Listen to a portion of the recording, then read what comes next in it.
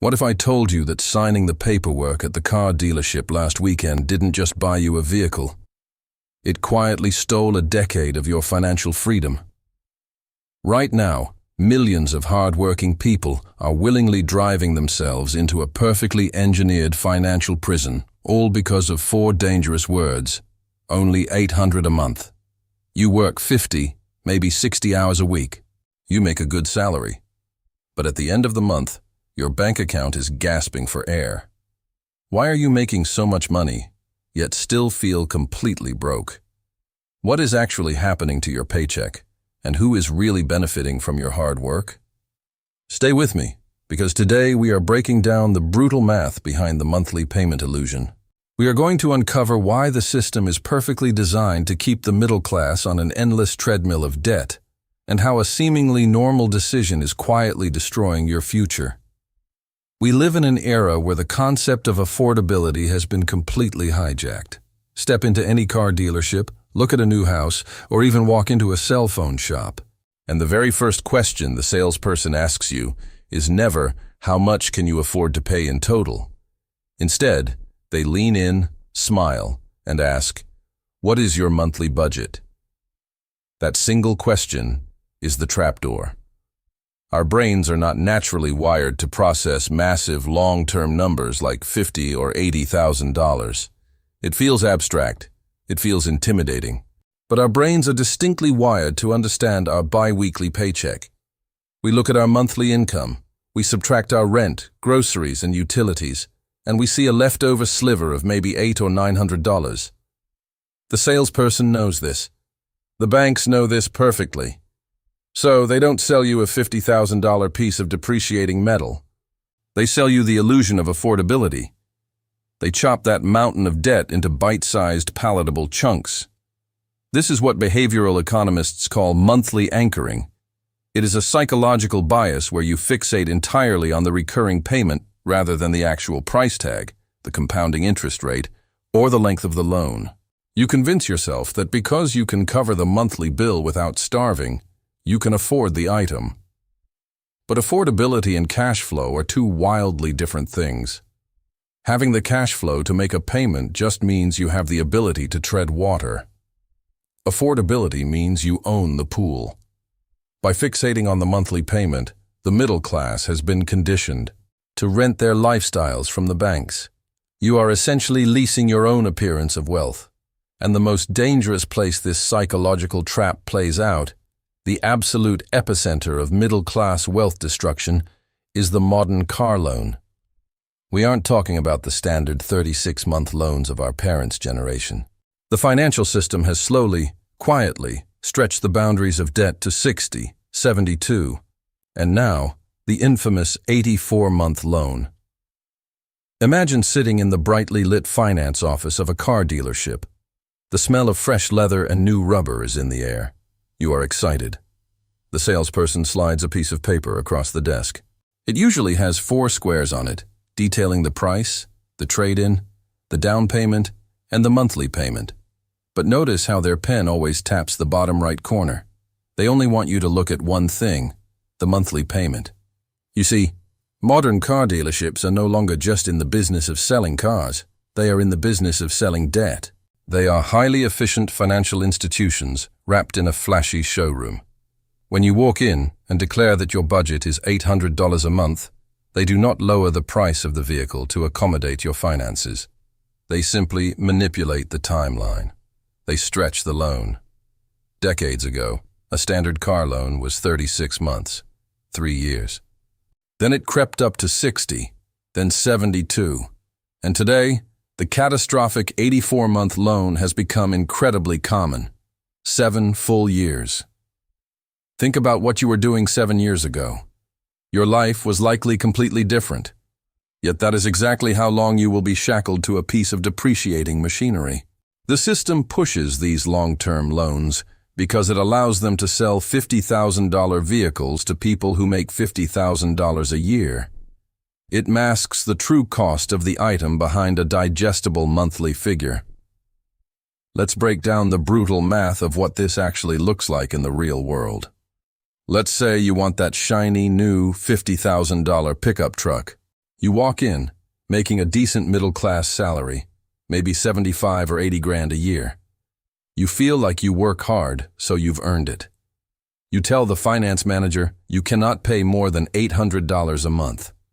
They smile, tap their calculator and say, "Good news, we got you approved." They write you an 84-month loan at an 8% interest rate. Your payment comes out to around $780 a month.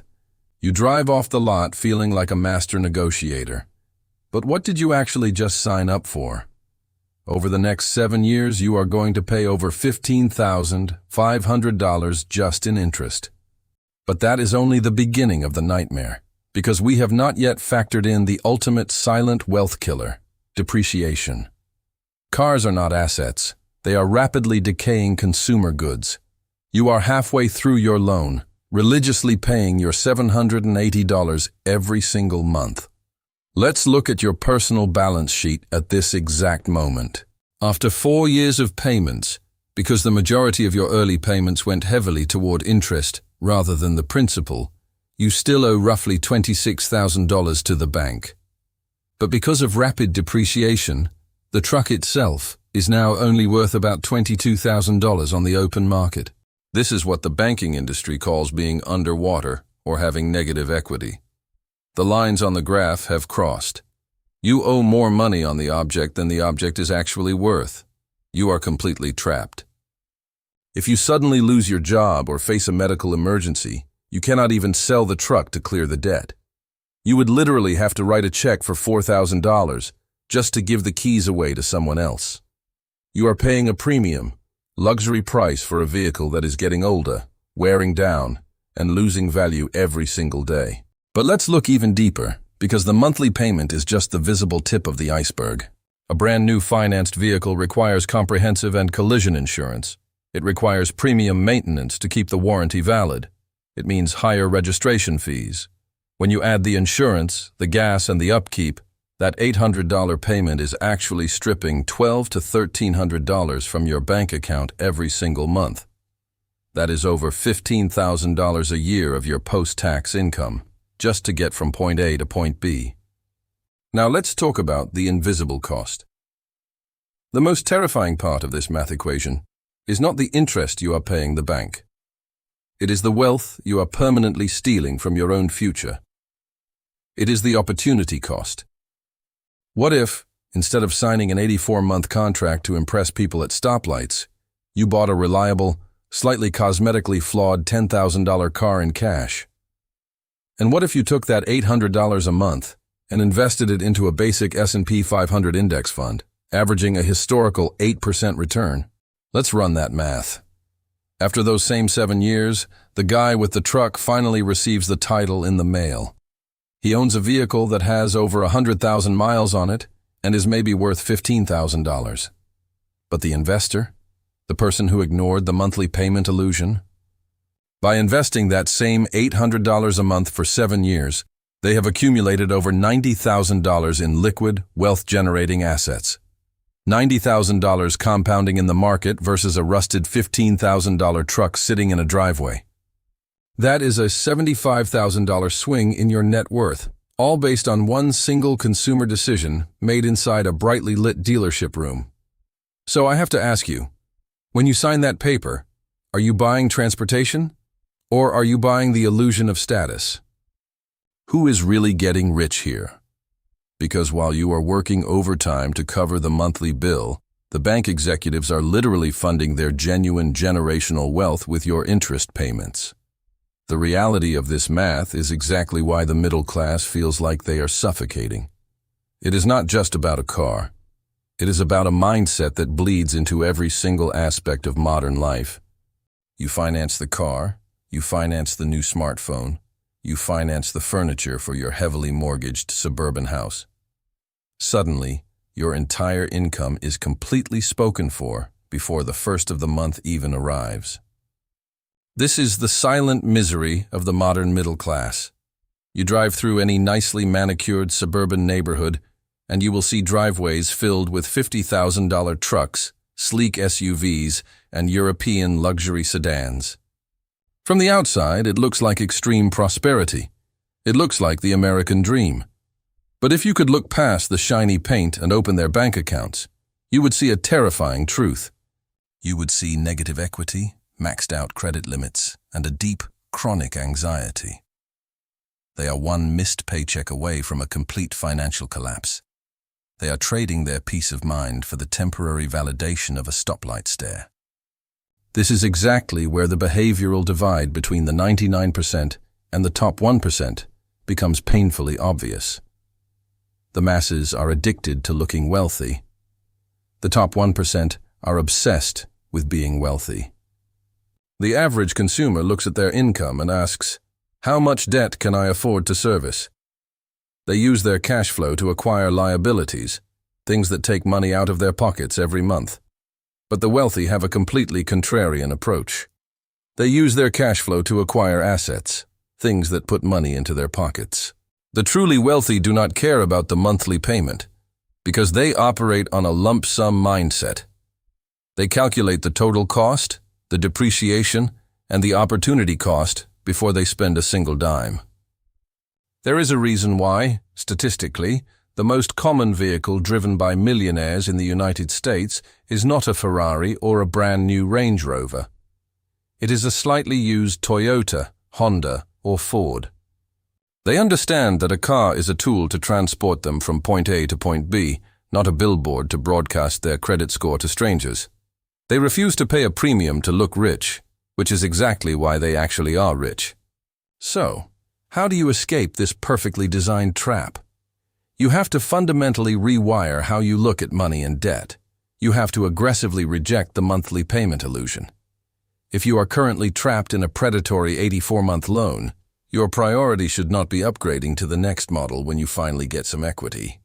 Your priority is to aggressively pay down the principal, sell the vehicle if you are above water, and downgrade to something you can own outright.